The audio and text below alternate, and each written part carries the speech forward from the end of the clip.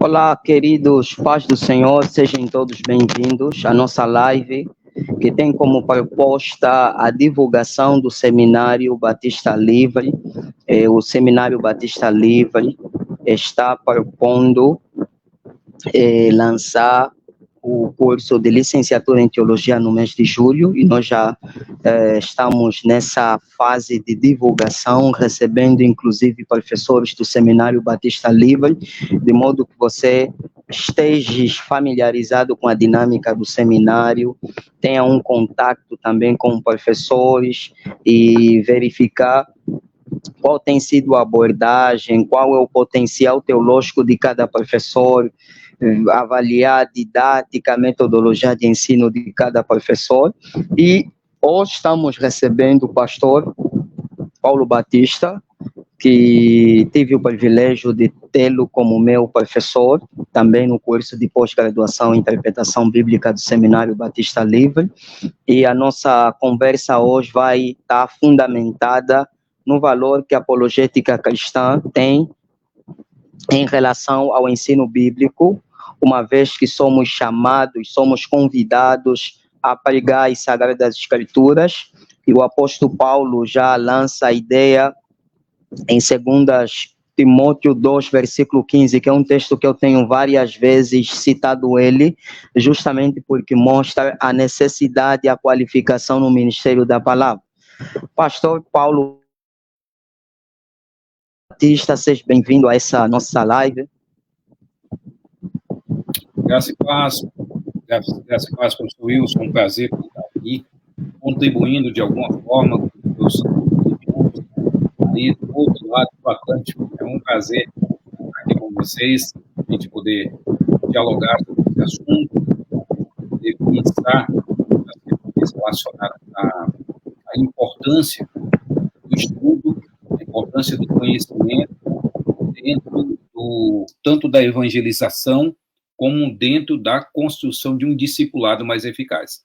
Então, toda a liderança bem estruturada na área de ensino, na área teológica, terá ou tornará essa igreja uma igreja mais sadia, mais firme dentro dos propósitos que o Senhor, nosso Deus, tem para nós nessa geração. Ok, Pastor Paulo, eu gostaria que antes falasses um pouco sobre a tua jornada no ensino bíblico, principalmente na área de apologética cristã, que é uma das áreas que o pastor tem atuado mais. Eu gostaria que falasses um pouco sobre a tua jornada naquilo que é a palavra, especialmente a formação teológica na academia. Eu sou um homem que nasci dentro da igreja. Depois eu tive uma experiência de conversão a partir de um momento na minha vida, na minha adolescência já, eu passei a descrer e busquei estudar um pouco mais na Bíblia, me lançar à leitura da Bíblia para tirar as dúvidas que eu tinha no meu coração. E nessa busca de arranjar ou encontrar as respostas, eu tive uma conversão em casa.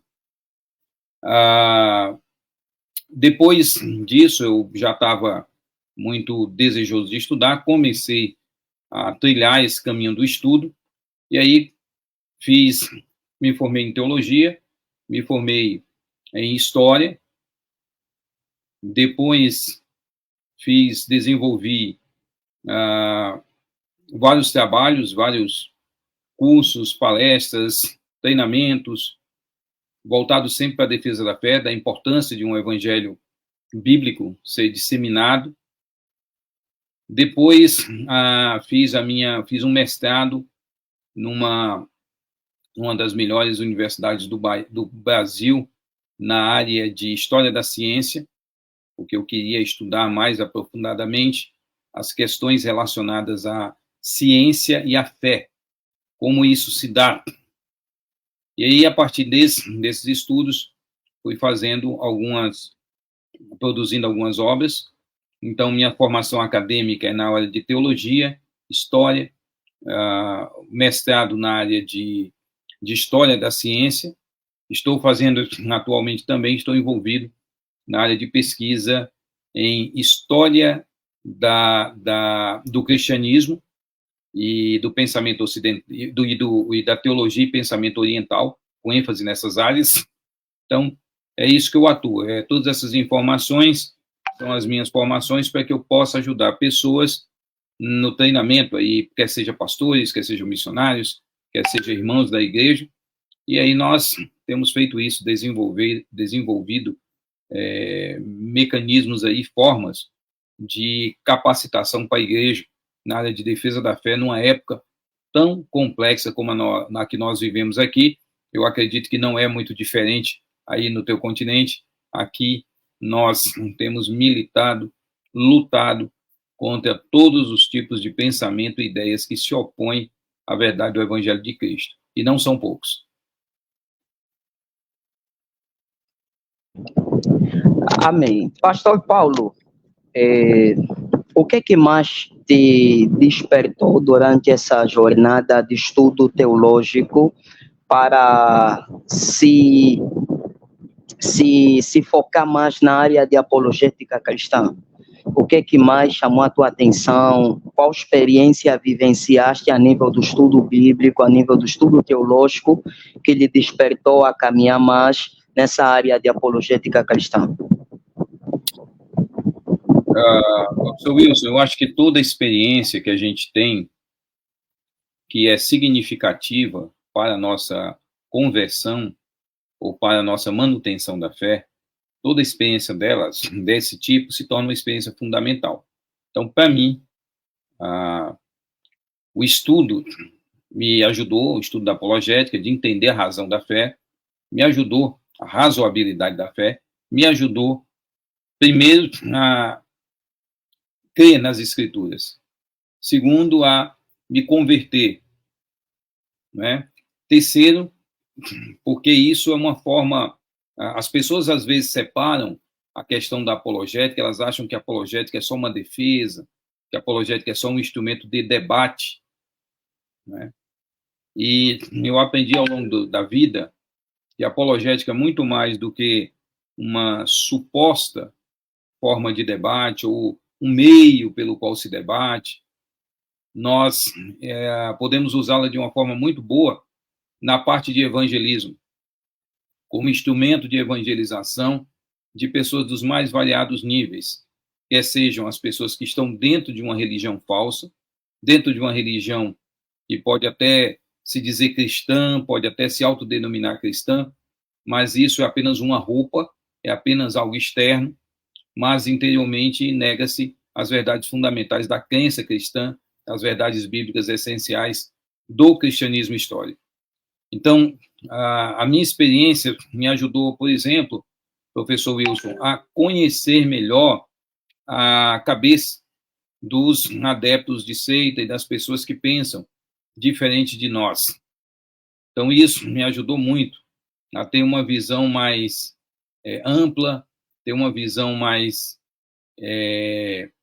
de evangelização mesmo, de entender que todas as pessoas que estão no engano, elas estão ali acreditando que estão na verdade, né? Elas estão acreditando que aquilo vale a pena, que esse esforço é um esforço para defender uma verdade que é uma verdade eterna para ela. E aí, à medida que você vai conhecendo esses movimentos, as crenças, vai estudando, vai se aprofundando, você pode usar todo esse conhecimento, meu irmão, para auxiliar na evangelização, no despertamento das pessoas a uma verdade eterna, uma verdade de Deus, para que eles possam aí engrandecer o nome do Senhor. Então, para mim, a apologética, os estudos nessa área, além de trazer a minha mente cativa a Cristo, me ajudaram a compreender esses sistemas e entendendo esses sistemas de crença, isso me viabilizou a possibilidade de evangelizar pessoas entendendo melhor como elas pensam, entendendo como um muçulmano pensa, entendendo como uma testemunha de Jeová pensa, entendendo como um ateu pensa, entendendo como um agnóstico pensa, entendendo como essas pessoas pensam e as bases das suas crenças, tá? Isso me ajudou a criar argumentos e trabalhar melhor para a evangelização destas pessoas. Ok. Pastor, normalmente dentro do estudo da apologética cristã, você tem várias classificações de seitas. Você tem as seitas chamadas pseudo-cristãs, você tem as seitas chamadas orientais, você tem as seitas conhecidas como seitas espíritas. Eu gostaria que começasses a lançar, no teu ponto de vista como professor, como apologista, quais seriam os aspectos importantes da matéria de apologética que nos capacitariam de forma sólida e consistente no Ministério de Ensino Bíblico Cristão? Ok. Primeiro, nós devemos entender o seguinte: a apologética é como se fosse vamos falar assim, a gente chama aqui de refinar, né? Se transformar em algo melhor a questão da teologia. Então, o seu uso, a sua percepção, quando você estuda apologética, o seu uso dessas doutrinas se torna mais claro. Você desenvolve um conjunto de doutrinas para refutar alguns desses grupos.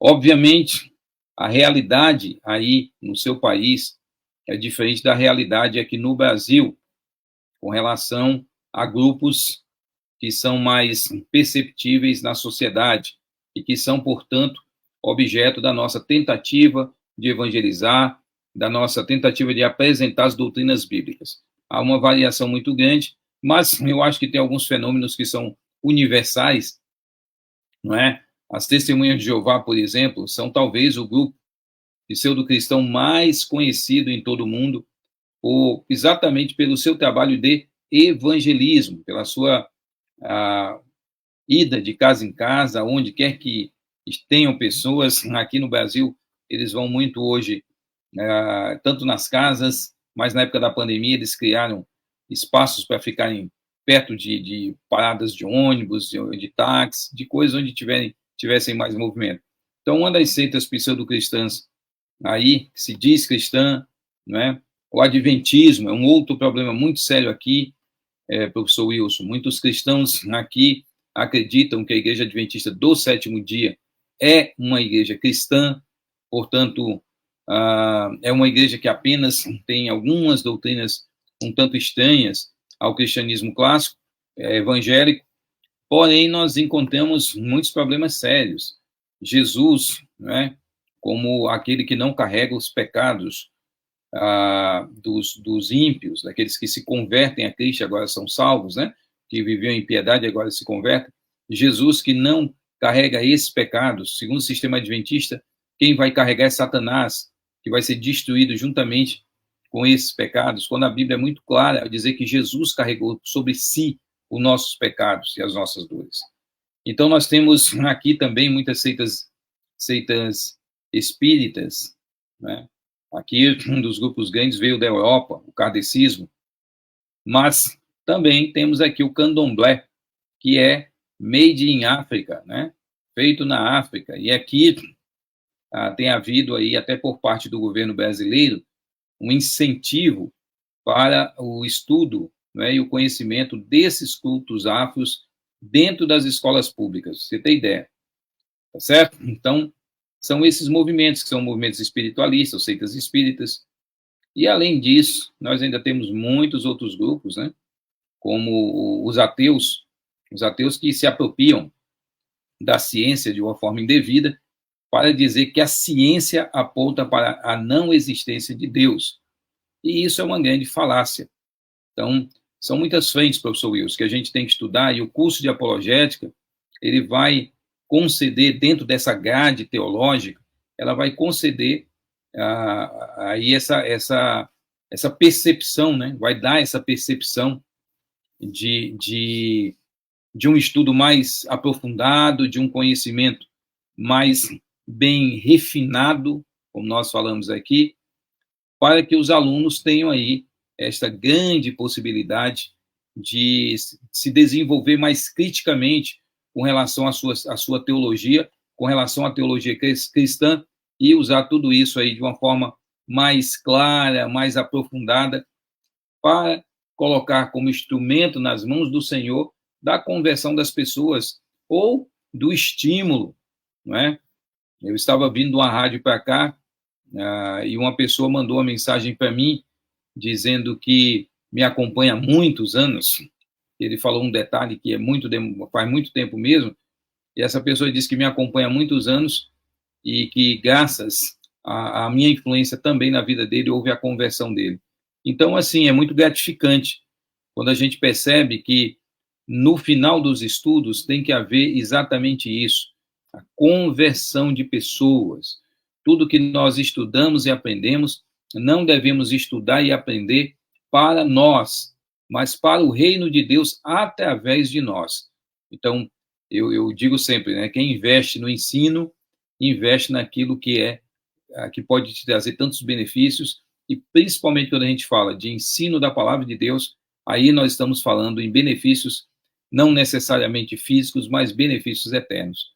Eu acho que é muito bom, né, e necessário, diante de tantos ismos, de tantas crenças e descrenças que nós temos visto hoje, é necessário, sim, o estudo teológico mais aprofundado, e eu fico feliz porque o SBL chegou aí, não é, para ajudar as pessoas exatamente como nessa ferramenta, como uma ferramenta extremamente útil para o fortalecimento da fé dele, da fé da igreja e da conversão das almas. Pastor Paulo, de fato, essa questão do movimento adventista do sétimo dia dentro do contexto evangélico tem crescido bastante, não apenas no contexto brasileiro, mas também no contexto angolano. Nós temos muitos adventistas do sétimo dia e é claro que existem evangélicos que não têm condições bíblicas, doutrinária, para caracterizar se realmente o movimento adventista faz parte daquilo que seria a ortodoxia cristã, né? E existem alguns pontos que eu gostaria que o pastor fizesse uma avaliação, e uma delas é com relação à questão da guarda do sábado, que é uma questão muito, muito debatida, inclusive. Eu queria saber, como pastor apologista, pastor Paulo, qual é o teu ponto de vista com relação a essa questão do sábado? Uma vez que normalmente o movimento adventista de sétimo dia parte daquela classificação de leis cerimoniais, leis morais, leis diedéticas, leis civis, e muitos deles argumentam e partem do pressuposto de que a guarda do sábado ela faz parte da lei moral. No caso, lei moral seria a lei de Deus, e lei de Moisés seria a lei cerimonial. Eles partem normalmente dessas diferenciações, e à luz do Novo Testamento eles salvaguardam a obediência do sábado como um mandamento cristão. Qual é o teu ponto de vista com relação a isso? Vamos lá. A questão, primeiro, nós temos que entender o que é a nova lei em Cristo. Isso parece uma pergunta ou algo muito óbvio, né? O que é a nova lei em Cristo? Mas nós temos que pensar sobre a regência dessa lei, que nós chamamos de Evangelho, lei de Cristo, enfim. Jesus, ele nasceu, viveu e morreu dentro da velha aliança de Moisés. Esse é um ponto que nós não podemos esquecer. Jesus, a nova lei em Cristo, ela não passa a vigorar com o nascimento de Jesus, mas com a morte dele. Gálatas 4:4 e 4:5. Certo? Ou seja, Jesus nasceu, viveu e morreu debaixo da lei de Moisés. Quando as pessoas dizem, peraí, mas Jesus criticou, dizendo, olha, vocês têm dito. Na verdade, Jesus nunca criticou a lei de Moisés, porque a lei de Moisés era a lei de Deus. Jesus criticou a distorção que foi feita, a forma com que as pessoas estavam manipulando as escrituras ou a lei de Moisés através de simplesmente uma tradição. A tradição dos fariseus estava distorcendo e adequando a lei de Moisés ao que eles achavam. E aí foi nesse momento que Jesus teve os embates, teve as críticas, chamou a atenção dessas pessoas que seguiam esse tipo de judaísmo. Então temos que entender primeiro que Jesus nunca se colocou contrário à lei de Moisés, e toda vez que ele corrigiu algo acerca da lei, ele está corrigindo interpretações equivocadas que surgiram a partir da tradição. Okay? Então nós temos que olhar dessa forma. Então, todas as vezes que eu ler Mateus, Marcos, Lucas e João, eu estou lendo a narrativa da vida de alguém que é Jesus o Cristo, que nasceu, viveu e morreu na antiga aliança. Certo? Então, o fim da antiga aliança não é no nascimento do menino em Belém e depois posto na manjedoura. O nascimento de Jesus não encerra a lei de Moisés, mas sim a cruz. Gálatas 4, versos 4 e 5. Então, esse é um ponto importante. Certo? Então, quando Jesus falava para as pessoas guardarem o sábado, que o sábado tinha que ser alguma coisa desse tipo, está dentro daquilo que ele veio como judeu realizar. A obediência. Né? Ele disse, eu não vim revogar, eu vim para cumprir. É isso, eu não vim revogar. Eu não vim passar uma borracha sobre a lei. Eu vim cumpri-la. Porque ninguém conseguia ser justo através da lei, ele veio cumpri-la, para que nós agora, a partir do momento que crescemos nele, pudéssemos sim ser considerados justificados por ele, né, justificados de Deus através de Cristo. Agora, Paulo em Romanos 14, ele teve, professor Wilson, uma oportunidade maravilhosa de explicar para nós sobre a questão do sábado e dizer assim, pessoal, o sábado tem que ser guardado. Você não vê essa ordenança da guarda do sábado em nenhum lugar do Novo Testamento. Inexiste, não está. Mas aí em Gálatas 4, 4 e 5, aliás, Gálatas 4, verso 5, diz assim, um faz diferença entre dia e dia, outro acha iguais todos os dias. Cada um tem opinião bem definida em sua própria mente. Quem distingue entre dia e dia para o Senhor faz, quem come para o Senhor come, porque dá graça a Deus, e quem não come para o Senhor não come, dá graça a Deus. Porque nenhum de nós vive para si mesmo, nem morre para si mesmo. Então, Paulo diz, se o professor Wilson, que a partir de hoje, guardar a terça-feira, dizer, olha, a partir de hoje, eu vou guardar a terça como um dia especial de culto, você tem essa liberdade, tá? Você tem essa liberdade porque em Cristo temos a liberdade de escolher ou não um dia para guardarmos. Isso é uma escolha.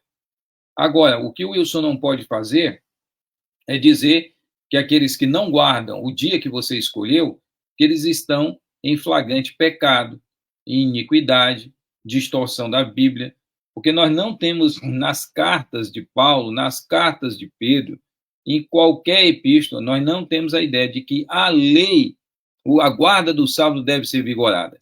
E aí nós temos em Colossenses 2,16 em diante, diz, ninguém, pois, vos julgue por causa de comida, bebida, dia de festa, lua nova ou sábados, porque tudo isso tem sido sombra das coisas que haviam de vir, porém o corpo é de Cristo. Então é isso. Ele diz simplesmente, olha, tudo isso é uma sombra, tudo isso era um antítipo de um tipo que viria, que é Jesus. Ou seja, tudo isso, no final das contas, possuía uma simbologia que em Cristo agora é consumada. Então nós temos que entender que não existe no Novo Testamento a ideia de guarda de sábado. Simplesmente não tem mais. E Paulo diz claramente, eram sombras, tinham simbolismo. Não é isso? Cristo passou 3 dias no seio da terra, descansou para depois ressuscitar. E quando ele ressuscita num domingo. Aliás, a palavra domingo foi criada pelos cristãos, né, cunhada por João, o apóstolo, em Apocalipse 1:10. É a primeira vez que a palavra domingo surge, a mesma expressão que aparece ainda hoje em qualquer lugar na Grécia. Eu já tive a oportunidade de ir para Atenas, já estive na Grécia, e todos os lugares que você vai, os parques, a palavra domingo, que aqui é a palavra que aparece, a mesma palavra que aparece em João, em Apocalipse 1:10, tá certo? Antes eles chamavam de, todos os dias era primeiro dia da semana, segundo dia da semana, terceiro dia da semana, quarto dia. Então, o domingo era o primeiro dia da semana. E aí ele passou a ser domingo, por causa do cristianismo e por causa do grande evento ocorrido na manhã da ressurreição. Jesus ressuscitou. E os cristãos gradativamente, espontaneamente, não por mandamento, tá? Começaram a ver o domingo como um dia especial de culto, por causa dessa forte simbologia com a ressurreição do Cristo, na esperança da vida eterna que nós temos.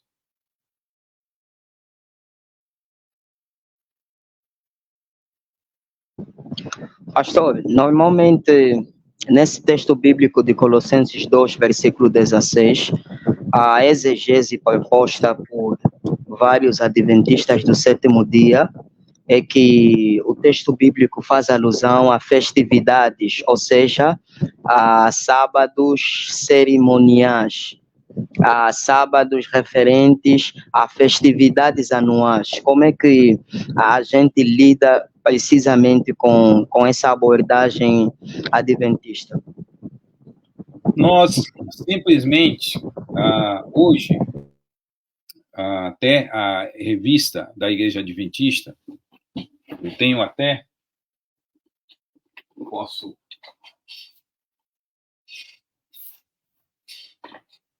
posso até pegar aqui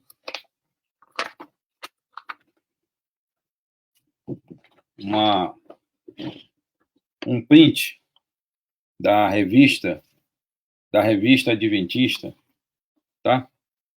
De 1º de janeiro de 2009, página 19, no trecho da pergunta dos leitores. Eles estão falando exatamente de Colossenses 2:16, e a pergunta é: teria Paulo ensinado que o sábado foi abolido? E aí ele diz, no final da matéria aqui, discute sobre isso, depois diz: esses dias santos envolvem os sábados anuais cerimoniais das festas, o sábado mensal da lua nova e o sábado semanal. Isso é uma revista adventista, publicada aqui no Brasil, né, revista adventista, e de janeiro de 2009. Então, olha que coisa interessante, esses dias santos, os dias santos que estão em Colossenses, são tanto sábados anuais, que são cerimoniais das festas, o sábado mensal da lua nova e o sábado semanal. Paulo não está falando contra a observância desses dias, mas contra o motivo errado em fazê-lo, ou seja, dá uma outra interpretação. Note que Paulo guardou alguns sábados cerimoniais, mas não para merecer salvação. E aí ele no penúltimo parágrafo aqui, ele diz: ao que parece, o texto de Colossenses 2:16 refere-se a quaisquer tipo de sábados, anuais, mensais ou semanais. Expressão similar à de Colossenses 2:16, só que ao inverso é encontrada em Gálatas 4:10, quando Paulo diz: guardais dias semanais, meses, dias mensais, tempos e anos, dias santos anuais. O problema era guardar legalisticamente esses dias como meio de justificação da salvação. Então, eles vão mudar o significado, tá, da crítica de Paulo, porém, vão admitir, isso aqui é uma publicação adventista, vão admitir que, de fato, quando ele fala em Colossenses 2:16, sobre esses sábados estariam todos inclusos, todos os sábados, quer fossem sábados semanais, mensais, ou fossem sábados anuais. Então, a própria revista adventista aceita esta interpretação de Colossenses 2:16 como não sendo exclusivo para os dias de festa. Ok. Pastor Paulo, temos aqui algumas questões. Vou começar com a questão do nosso irmão Adriano Jaques. Ele faz a seguinte questão: Pastor Paulo, será que já conseguimos estimar quantas seitas existem em África? Ele está a se referir precisamente à estatística em África. Diz pastor, será que já podemos estimar, já podemos ter uma estatística de quantas seitas existem em África? Meu irmão, eu não tenho essa estatística do continente africano. Nós temos aí uma estatística bem grande do cristianismo global, certo? E aí se subdivide em pelo menos o continente aí que se subdivide pelo menos aí no sentido global, se fala muito de 33 mil seitas e denominações, certo? Que o cristianismo se fragmentou muito depois da Reforma Protestante, e aí não que antes ele fosse tão unido assim, não era, mas principalmente nos dias de hoje, desde o século XIX, aqui nas Américas, nós temos visto um crescimento maior desses grupos. Então, se estima que aí, desses grupos, tenham mais de 15 mil, ou pelo menos 10 a 15 mil grupos sectários em todo o mundo. E essas realidades são muito difíceis de você mensurar, porque enquanto nós estamos conversando aqui, alguém pode estar iniciando um novo movimento religioso, né? Uma nova abordagem heterodoxa do cristianismo ou de um pensamento ou uma tradição tribal, não importa. Então, é muito dinâmico isso, entende? Por isso que eu digo sempre que essas estatísticas, elas sempre estão atrasadas. Porque nós estamos falando aqui, por exemplo, aqui no Brasil, nós temos pesquisa estatística sobre religião mais ou menos a cada década, entende? Então, um movimento que está surgindo hoje, ele, de repente, só poderá ser mensurado como dado um nome para esse movimento, dentro de uma estatística no país das religiões aqui, do crescimento das religiões, daqui talvez a 10 anos. Então, só que em 10 anos esse grupo pode crescer muito. Não é? E esse grupo também pode se subdividir. Eu vou dar um exemplo para você.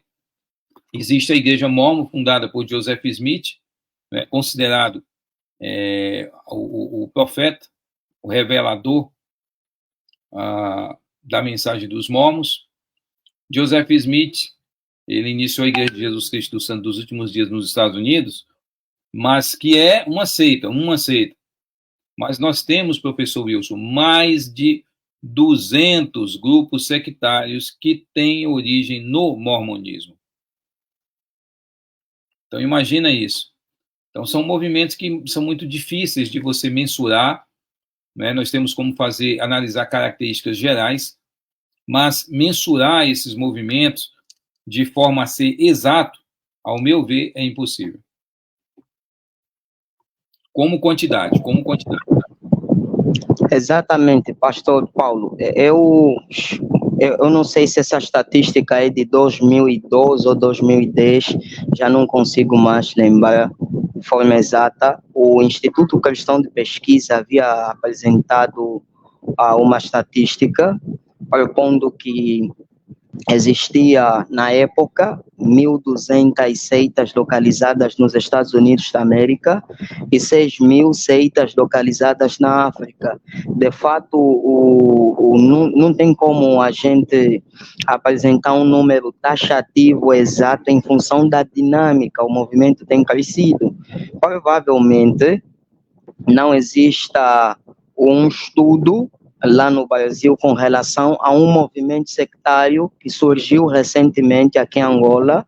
Na verdade, vem da Costa do Marfim, da Côte d'Ivoire, que é o movimento Caco Filipe. Caco Filipe é um profeta africano que tem arrastado muita gente.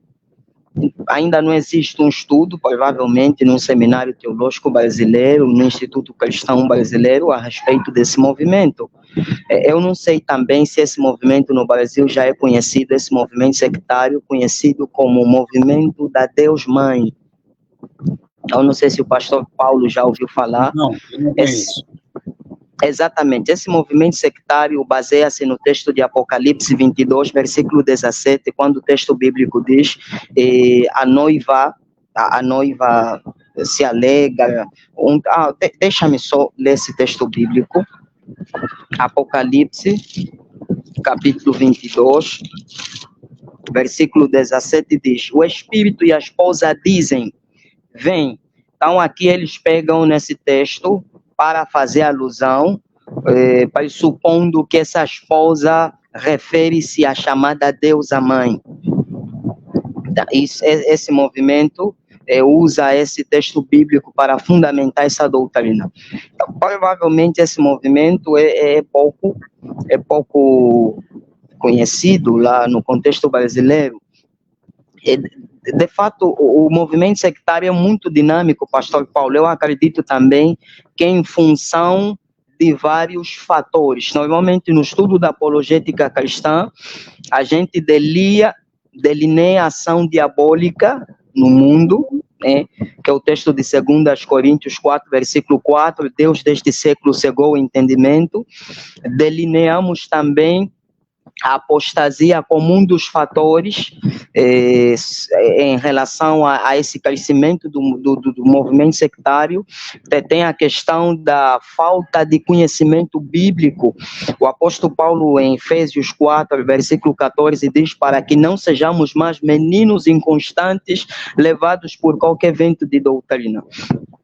De fato, eu também acredito que é um movimento muito dinâmico. Deixa eu lançar mais uma questão do irmão Adriano Jaques, pastor. Ele faz a seguinte questão. Aliás, sim. Uma observação. Sim. Esse dinamismo, então, ele tem todo um processo. Porque, por exemplo, um movimento que começa hoje, mesmo que ele entre, ele só vai entrar numa estatística amanhã, às vezes, se ele tiver um registro, se ele tiver aqui a gente chama de CNPJ, né? Se ele tiver agora um estatuto social.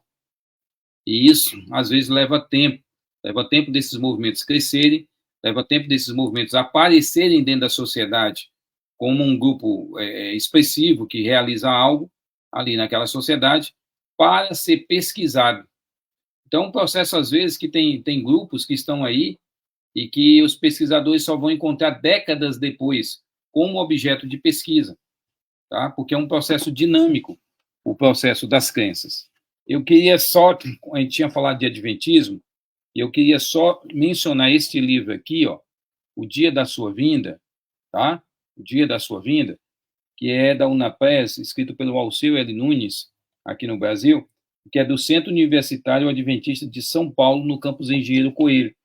E olha o que ele diz aqui na página 130 sobre os escritos que a gente deve seguir. Igualmente, se Deus enviar um profeta hoje ou no futuro, ele deve concordar com os que vieram antes, isto é, com os profetas do Antigo Testamento, com os do Novo e com Ellen White. Se a sua mensagem for de oposição ao que eles ensinaram, então sabemos que não provém de Deus. Então, o adventista acredita que a revelação de Deus tem que estar em harmonia com o Antigo Testamento, com o Novo e com Ellen White. Então, dizer que Ellen White não é uma figura essencial dentro do adventismo é ignorar essa doutrina dentro do adventismo. Só isso que eu queria concluir. Certo, pastor. Muito obrigado aí. A segunda questão do irmão Jaques Adriano é: podemos considerar o africanismo cultural um movimento sectário? Essa é uma boa pergunta. Porque o cristianismo só se tornou a grande religião que se tornou, tão ampla em todo o mundo, em todos os continentes, ainda no primeiro século, tá? Até o final do primeiro século, virada do segundo, o cristianismo já estava em todo o mundo da época, não é? Só faltavam 2 continentes que não tinham sido descobertos. Aqui, as Américas e também a Oceania, certo? Mas havia já aí um grande crescimento do cristianismo em vários lugares. Então, o cristianismo teve 2 grandes centros do cristianismo que foram na África. Então, a África foi um reduto de um cristianismo muito vitalizado, de um cristianismo muito dinâmico e de um cristianismo teologicamente essencial para a construção da teologia cristã ao longo dos séculos, certo? Nós tivemos Alexandria, tivemos Cartago, como o norte da África, né? E Alexandria também, que ambas, essas localidades foram localidades importantes na construção da teologia, tá certo? Clemente de Alexandria, ele vai ser um dos principais nomes de começar um movimento teológico dentro do cristianismo já no segundo século. Então, nós temos que entender isso. A África sempre foi um continente que a Etiópia foi um dos, se não me engano, o 3º país a se converter ao cristianismo, tá? E aí o cristianismo cresceu tanto por quê? Porque ele tinha essa capacidade adaptativa. O cristianismo sempre teve uma capacidade muito grande de se adaptar a todos os ambientes, em todos os ambientes onde ele surgisse, onde ele estivesse. E isso é muito interessante. Então, quando nós falamos de africanismo, eu não sei bem o que seria isso, no sentido que talvez alguns achem de forma pejorativa, mas lembre-se, o cristianismo sempre se adaptou ao longo desde o cristianismo primitivo. Está lá em Atos, nós temos lá os judeus helênicos, que foram colocados de lado, em detrimento dos judeus da terra, que tinham se convertido ali, todos os discípulos de Jesus eram judeus da terra, e aí, gradativamente, nós vamos ver mudanças, né? Mudanças, adaptações das doutrinas cristãs, adaptações de liturgia, tá? Então, nós temos que ver, professor Wilson, se quando a gente fala de africanismo, nós estamos falando de adaptação cultural, que sempre o cristianismo teve, isso não é nenhuma novidade, isso não é pecado, certo? Se nós formos olhar por que o Novo Testamento está escrito em grego e não em aramaico, por que o Novo Testamento está escrito em grego e não em hebraico, que é a língua original da qual produziu a antiga aliança e apontou para a nova aliança com Cristo. Nós temos um texto grego, por quê? Porque em Alexandria, na África, não é? Alexandria, na África, foi feita a tradução para o grego do período helenista. E aí essa tradução foi usada de uma forma muito ampla. E o cristianismo, quando cita o Antigo Testamento, os escritos cristãos, eles 85,2% das citações do Antigo Testamento no Novo estão na Septuaginta, ou Septuaginta. 85,2% estão na Septuaginta, nessa tradução feita na África e que foi a base do uso do Antigo Testamento para os cristãos neotestamentários do período apostólico do primeiro século.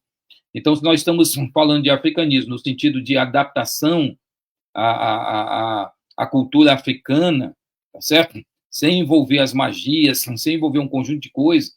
Se nós estamos falando disso, então, sem dúvida nenhuma, o cristianismo sempre foi e sempre será uma religião de adaptação, certo? Ele sempre se moldou muito bem. Afinal de contas, uma religião universal, que chega e diz assim, ó, vão e pregue o evangelho a todo mundo, a todo mundo. Jesus sabia muito bem que as culturas eram culturas diferenciadas e que existem questões, como o professor Wilson sabe na sua realidade, existem questões que eu preciso conhecer a cultura e usar os elementos da cultura ao meu favor na apresentação do evangelho. Isso serve para a África, isso serve para o Brasil, isso serve para a América do Norte. Então, o cristianismo sempre se adaptou. Agora, se nós estamos falando aqui de sincretismo religioso, não adaptação cultural, no sentido de transmissão, mas sincretismo religioso, aí nós temos um problema, tá certo? Mas eu vou dar um exemplo aqui que a gente esquece, né? A, a língua hebraica do Antigo Testamento, ela bebe de muitas fontes que não são, de muitas fontes semitas. Uma delas é da fonte semita dos cananeus. A palavra El, em hebraico para Deus, é uma referência a uma divindade cananeia, certo? Depois é quando o judaísmo desenvolve a língua hebraica antiga, ela vai usar essa palavra, certo? Ou seja, houve a influência, não existe língua. Eu estava falando isso para uns alunos aqui semana passada. Não existe língua sacra, não existe língua santa. A palavra de Deus é santa não porque foi escrita em hebraico. A palavra de Deus é santa porque Deus inspirou os escritores para que o fosse. Só isso. Exatamente, pastor. Você tem relativamente a isso os vários tipos de hebraico que mostra basicamente a evolução e o desenvolvimento da língua hebraica. Você tem o proto, o paleo, depois você tem o hebraico que é o clássico adotado pelo texto bíblico, né? E você tem o hebraico cursivo, que inclusive fala-se hoje em Israel. Exato, é hebraico moderno, né? Exatamente, sim. E é usado, professor Wilson, desde a década de 60. Olha que coisa curiosa. Quando os judeus chegaram do mundo todo em Israel, eles chegaram judeus de todos os lugares, e quando foi estabelecido ali o Estado de Israel, eles diziam, eles questionavam qual língua eles iam falar, porque tinham da França, tinham da África, tinham do Brasil, enfim, de todo lugar do mundo. E aí eles pensaram, que língua nós vamos adotar aqui? Aí eles começaram a colocar nas escolas públicas a educação do hebraico para as crianças. As crianças aprenderam o hebraico, ressuscitaram o hebraico, porque isso era usado para liturgia, ressuscitaram o hebraico como língua falada, tá certo? E aí, depois, transformaram na primeira língua de Israel. Quando você vai a Israel, a primeira língua que se fala é hebraico moderno, né? Graças a isso. Aí os judeus tinham um ditado que é interessante. Eles dizem que os judeus são o único povo que os filhos aprenderam a língua dos pais antes dos pais, né? Porque eles aprenderam o hebraico já depois do Estado ter sido estabelecido mais de uma década. Ok. Há uma questão do Fernando, professor Wilson, Graça e Paz, de forma resumida, o que é apologética cristã? Bom, Fernando, sim, pastor, pode responder. 1 Pedro, capítulo 3, versos 15 e 16, Pedro diz que nós devemos estar prontos para dar razão a todo aquele que perguntar a razão da esperança que há em nós, né? Aí, 1 Pedro, capítulo 3, versículos 15 e 16. Então, quando nós vemos esse texto, pedir a razão, ele está falando, usa a palavra logos, né? E essa palavra, ela é curiosa no uso dele aqui, porque essa palavra é a mesma palavra que João vai usar para ser traduzida em língua portuguesa como verbo, certo? O verbo. Os gregos, eles acreditavam que tinha um conjunto de ideias que estabeleciam a realidade do mundo, né? E a sua manutenção e realidade. Uma delas era o logos, né? Outra delas era a physis, tá certo? Então nós temos a ideia da apologética em Pedro como sendo a todo aquele que dá uma resposta. A apologética é uma resposta que visa defender a fé. É uma resposta que visa defender a fé, demonstrar para as pessoas que estão questionando a sua fé, que a sua fé é razoável, tá? Não é a questão de racional, é razoável. Então, é nesse sentido que nós usamos apologética, no sentido de viabilizar as verdades bíblicas de forma razoável para que os outros possam compreender a mensagem central, quer seja a mensagem de uma doutrina em particular, vou pegar aí a mais discutida, que é a Trindade, ou pelo menos qualquer disputa, qualquer discussão sobre questões básicas da Bíblia relacionada à transmissão dos textos, relacionada à legitimidade do cristão ou não, do cristianismo como a única religião que aproxima o homem de Deus, e tudo isso. Então, a apologética é um pouco de tudo isso, essa defesa da fé, essa proposta de fazer com que as verdades da fé sejam verdades que estão ali sendo mantidas, essas verdades são verdades que estão ali sendo defendidas. Então, esse é o papel da apologética, e o papel do apologista é trabalhar e se empenhar, né, para que ele possa, de uma forma aí blanda, como Pedro diz, né, não responder a tudo que pedir a razão da vossa fé, e de uma forma com mansidão e temor, como ele diz no verso 16. Mansidão e temor. Precisamos defender a nossa fé com mansidão e temor. Não com brigas e confusões, mas com mansidão e temor. Então, essa é a mensagem de Pedro sobre a questão da defesa da fé, que foi um assunto tão importante para ele. E tão importante para ele por quê? Porque a comunidade ali de Israel, na Palestina, ela sofre, vou usar o termo Palestina porque é o termo mais comum, ela sofre aí os movimentos judaizantes e os movimentos gnósticos, certo? Um que dizia que você tinha que o cristianismo tinha que aceitava Jesus como Messias, mas tinha que fazer uma mescla dele com o judaísmo, não é isso? E o gnosticismo, que via que Jesus era divino, mas ele simplesmente era um ser tão divino, tão divino, tão divino, que não poderia ter sido humano. Não haveria humanidade em Cristo, em hipótese alguma.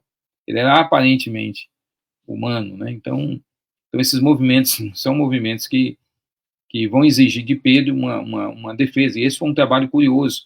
Pedro defende a fé, Judas defende a fé, né? Então nós vamos ver, Paulo defende a fé, certo? Então nós vamos ver que o trabalho apostólico também andou ou circulou esses eixos de tentativa de resposta a qualquer distorção das escrituras. Então a apologética trabalha com isso. Certo. Fernandes, quando nós estudamos apologética cristã, o que basicamente a gente faz é estudar as principais questões da fé. Quando você estuda as escrituras, você se depara com questões que são, diria, popular no meio evangélico na fé cristã. Exemplo, Deus existe. Como saber se realmente Jesus Cristo ressuscitou dos mortos? Quais são as evidências propostas em relação à confiabilidade da Bíblia? Como saber se realmente a Bíblia não foi adulterada? Como identificar uma seita? Quais são as principais características de uma seita? Quais são as principais doutrinas da fé cristã?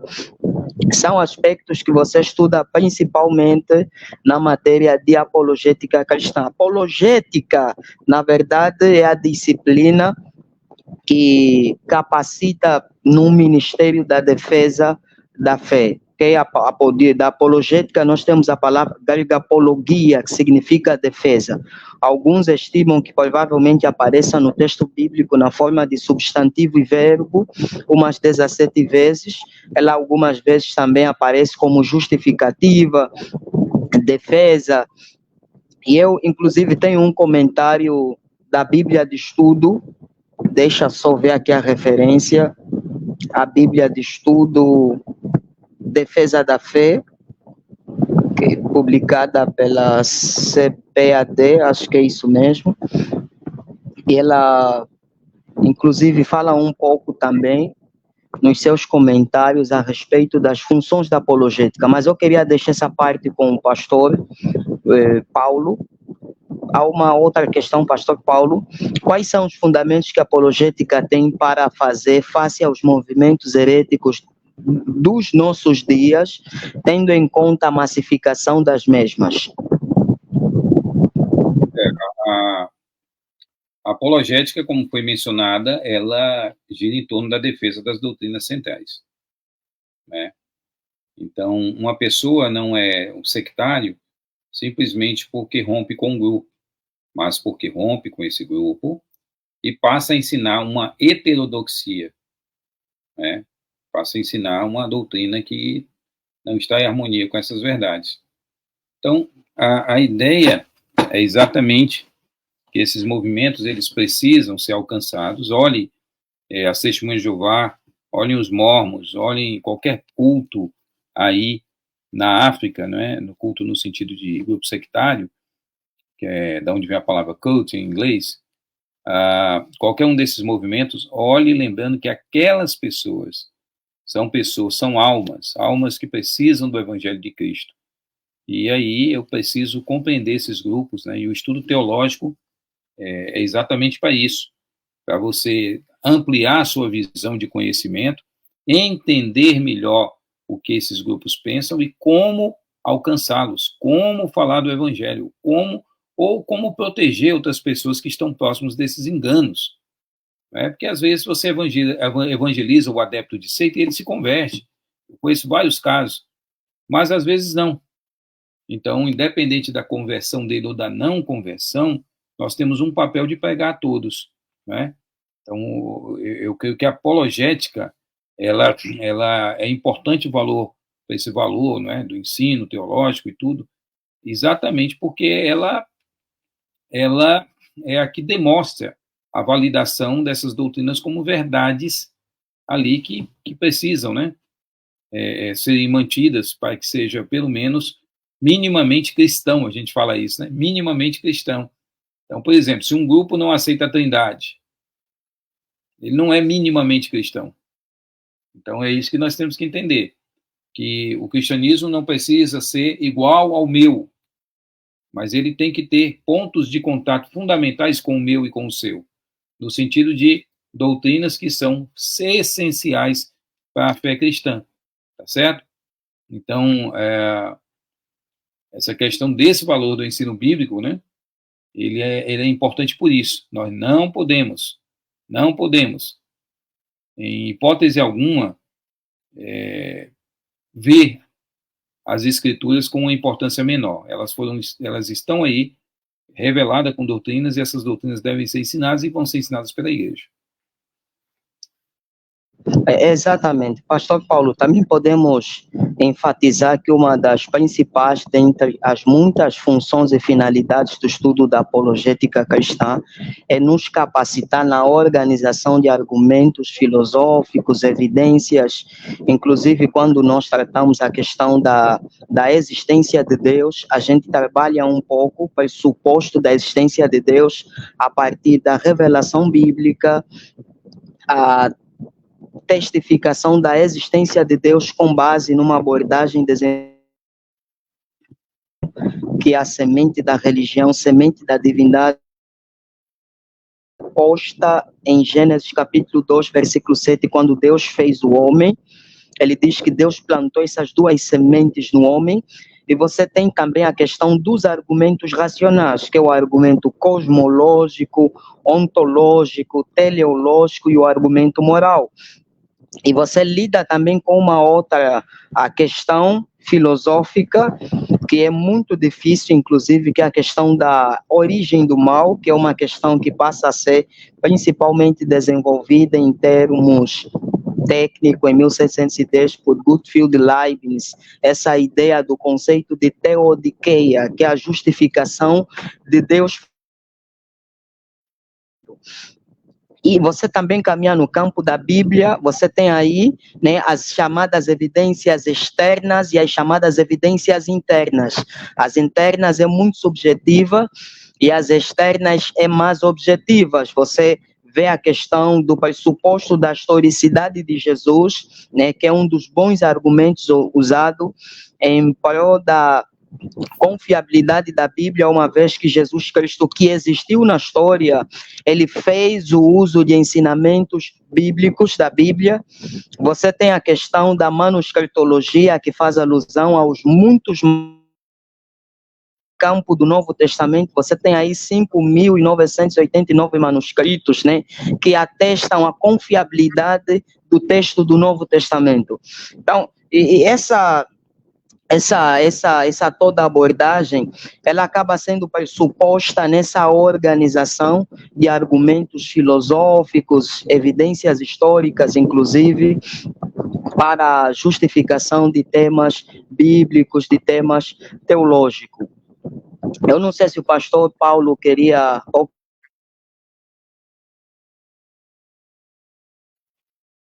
Está sem áudio, o seu está sem áudio. Sim, eu não sei se o pastor Paulo quer reforçar o que eu fiz menção. Sim, cada área, né, cada área que você encontra, então eu sempre digo que a apologética é uma caixa de ferramentas, né? Ela é uma caixa de ferramentas. Você não usa a mesma ferramenta para tudo que você usa, senão a caixa de ferramentas teria apenas uma ferramenta, tá certo? Então você tem, se é uma apologética que vai discutir sobre ciência, né, que vai passar pelas questões da existência de Deus, né, da filosofia e outras mais, você tem que usar dispositivos que não estão na Bíblia, mas que estão na filosofia, na ciência, mas que acabam fazendo ou criando um ponto de contato com o cristianismo, que é a ideia de que existe um Criador. Aquela ideia que Paulo deixa tão clara no capítulo 17 de Atos, nele somos, existimos e nos movemos, né? Ou seja, que existe uma divindade, que nós não estamos sozinhos aqui, tá? Você citou a questão da Teodiceia, né? E ela é uma tentativa, assim, de explicar a questão do mal, né? Que é o estudo da ponerologia, né? Essa questão de avaliar o estudo do mal, de tentar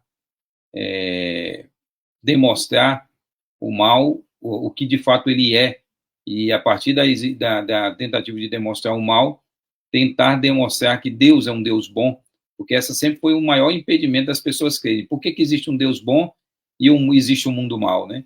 Eu sempre digo que o mundo que nós vemos aqui hoje não é o mundo segundo o cristianismo e o judaísmo, e primeiro o judaísmo, depois o cristianismo. O mundo que nós vemos hoje não é o mundo como ele foi criado, mas o mundo como caiu. Então, nós não podemos olhar as consequências do mundo hoje, do ponto de vista do cristianismo, para tentar apresentar dizendo, olha, o mundo é assim porque Deus criou assim. Não, Deus não criou assim. Ele está maculado pelo pecado, ele está abalado pelo pecado. Deus não criou o Wilson e o Paulo como nós somos. Nós somos frutos do pecado. Então, isso tudo desfigurou, né? Na verdade, isso tudo desfigurou aquilo que Deus tinha feito em nós. Tá certo? Então, a apologética trabalha com essas questões e tenta aprofundar isso de uma forma que possibilite o diálogo, porque é uma resposta de defesa das minhas crenças, mas essa resposta deve vir numa forma de diálogo. Jesus, quando conversava com muitas pessoas, ele fazia mais perguntas do que afirmações, né? Então, nós temos que aprender a usar a ferramenta, e o seminário teológico assim, um local maravilhoso para nós discutirmos esses assuntos, para nós vermos essas vertentes e como abrir essa caixa de ferramentas bem grande e ver para que cada ferramenta serve e qual o momento que você vai usar cada uma para o crescimento da glória de Deus entre nós. Exatamente, pastor Paulo. Aqui no contexto evangélico, quando nós abordamos principalmente a doutrina de Deus, existem várias linhas de pensamento, né? Fora do que a gente estuda na teontologia relativamente às teorias equivocadas sobre Deus, o deísmo, o panteísmo, o hinduísmo, o politeísmo. Você tem especificamente, num dos temas que o pastor referenciou, que é a doutrina da Trindade, onde você tem a posição unitarista, você tem a posição unicista, né, que é conhecido na história do cristianismo no 2º século como modalismo ou sabelianismo, justamente por causa de Sabélio, né? E você tem uma concepção também que é conhecida como triteísmo, geralmente testemunhas de Jeová, eles acusam os defensores da doutrina da Trindade de triteístas, indivíduos que creem numa divindade em espécie de três cabeças. E eu vejo que essa doutrina é uma doutrina muito importante, tem um peso muito forte. Você vê aí o Concílio de Nicéia em 325, e você tem um credo de Atanásio, onde ele ratifica categoricamente que aqueles que não aceitam a doutrina da Trindade, ele diz categoricamente que não são salvos, porque Jesus em João 17, diz que a vida eterna é esta, que te conheçam a ti como o único Deus verdadeiro e a Jesus Cristo a quem tu enviaste. Eu creio que crer na doutrina da Trindade acaba tendo implicações no desdobramento da compreensão salvífica. Você tem um Deus que é Pai, que envia o Filho, Cristo Jesus, que morre pelos nossos pecados, e posteriormente você tem o Espírito de Deus, que aplica efetivamente a obra da redenção. E existem, inclusive, pastor, existem algumas denominações que subscrevem ao unicismo, que subscrevem ao unitarismo. Como apologista, como é que o pastor Batista lida com esses posicionamentos? Nós temos, eu digo sempre que para você tratar as questões unicistas, né, elas são, porque o unicismo acredita que o Pai é Deus, o Filho é Deus, o Espírito Santo é Deus, unicista, mas só que não divide as pessoas. O unitarista acredita que só o Pai é Deus. Então esses grupos, eles têm algumas definições diferentes daquilo que nós vemos nos evangelhos. Você pode ver nos evangelhos, principalmente no evangelho de Mateus, que é um evangelho que a temática é mais sobre a divindade de Cristo, para responder certamente a um fundo gnóstico, a um movimento gnóstico cristão em Éfeso. Esse evangelho de João, ele mostra a ideia de Jesus como sendo Deus, né? Mostra a ideia de Jesus claramente sendo Deus, e tem um texto que a tradução das Testemunhas de Jeová sempre foi, professor Wilson, muito, muito, muito castigada na tentativa de traduzir João 1. João 1 para as Testemunhas de Jeová. Eu tenho aqui as 3 traduções das Testemunhas de Jeová, das Bíblias, a da década de 60, da década de 80 e agora a do ano 2000, dos anos 2000. E todas as 3 têm uma tradução totalmente diferente de João 1. E João 1 não é uma pedrinha no sapato, é um tijolo dentro do sapato daqueles que dizem, eu acredito na Bíblia, mas não acredito na divindade de Jesus.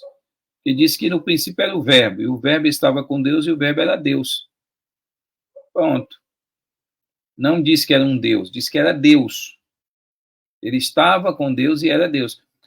Temos que lembrar disso, que a formulação da Trindade, a discussão, a definição de Trindade, que nós só vamos ter uma definição teologicamente construída já em Nicéia, 325, que é um concílio que vai ser convocado pelo imperador Constantino para apaziguar o império e resolver a grande polêmica de Ário, né? O arianismo que dizia que Jesus não era divino. O arianismo que dizia que Jesus era a primeira criação, né?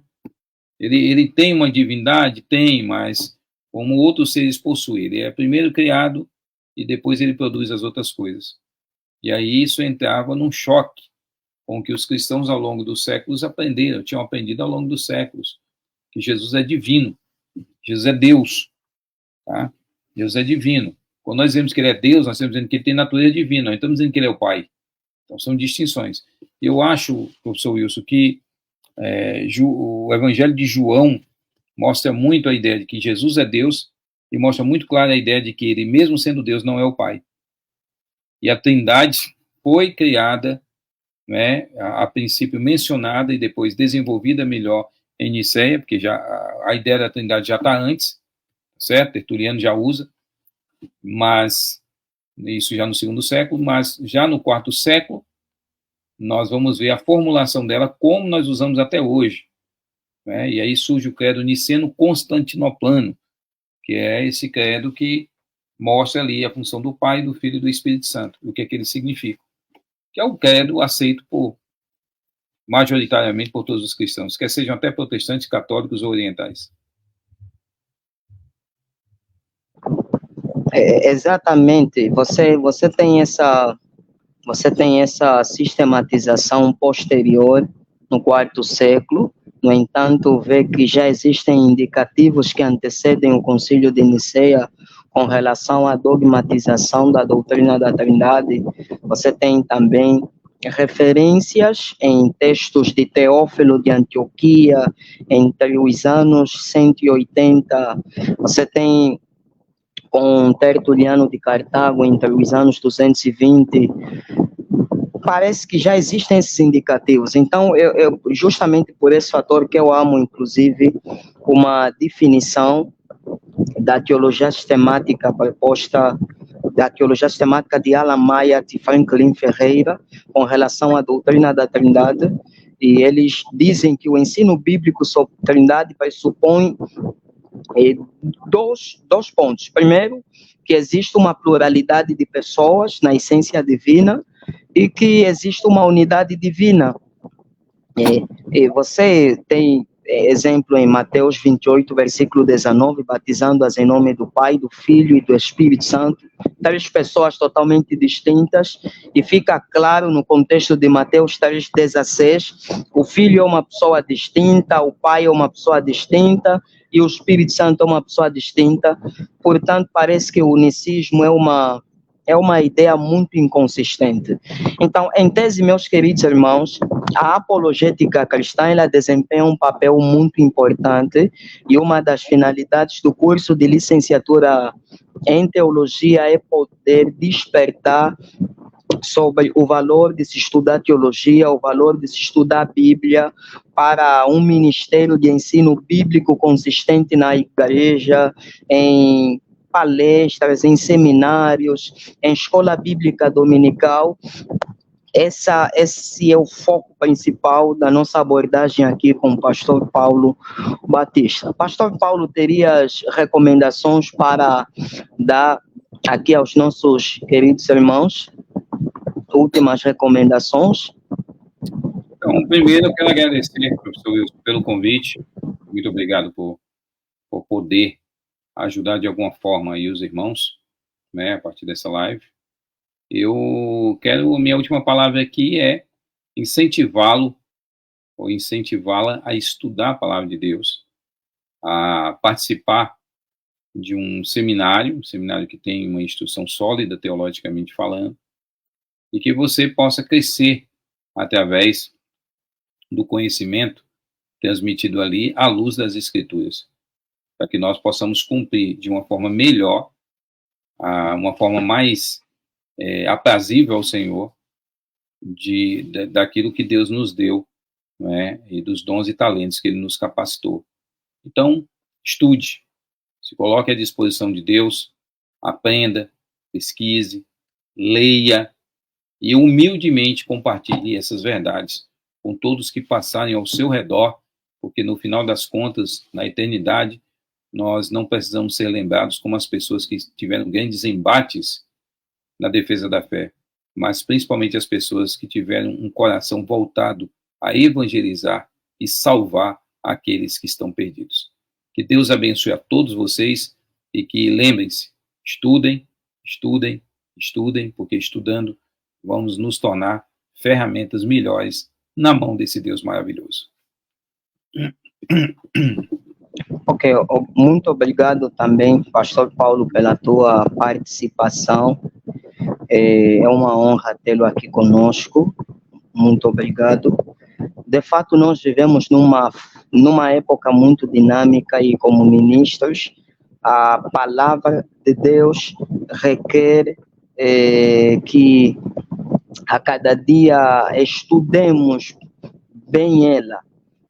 O apóstolo Paulo fala muito sobre a importância de se capacitar no ministério, e você tem outros textos bíblicos que mostram as consequências de não se importar com o conhecimento de Deus, fato atestado em Romanos 1, versículo 28. Você tem incentivos como Oséias 6:3, conheçamos e prossigamos em conhecer ao Senhor. Então não tem um fim, não tem um limite.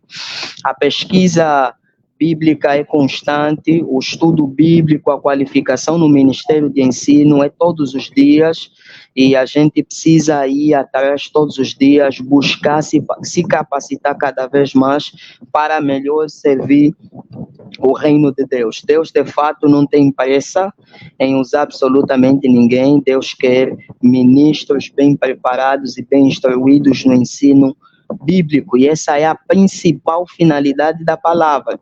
O apóstolo Paulo diz para que o homem de Deus seja perfeitamente instruído para toda boa obra. Então, deixamos aqui as nossas últimas recomendações e incentivamos os irmãos a partilharem essas informações em vossas denominações, em qualquer ministério. Partilhem as informações e falem a respeito do curso que o Seminário Batista Livre está a promover e que vai ser lançado no mês de julho deste ano. Tá? Deus abençoe a todos. Obrigado mais uma vez, pastor Paulo. Obrigado mesmo. Saúde os irmãos. Certo. Obrigado, pastor. Deus nos abençoe em nome de Jesus, meu irmão. Amém. Muito obrigado. Deus abençoe a todos também. Tenha uma noite feliz e abençoada. Eu sei que no Brasil ainda é 18 já são 18 e possivelmente 27, né, pastor? Exatamente, 27. Exatamente, começamos aqui, lá 17, aqui começamos 21 horas, aqui já está um pouquinho tarde, já são 22h27, aqui o pessoal normalmente, por essas horas, fica já com um pouquinho de sono. Amém. Mas muito obrigado, pastor. Deus abençoe. Fique na paz. Amém. Deus abençoe.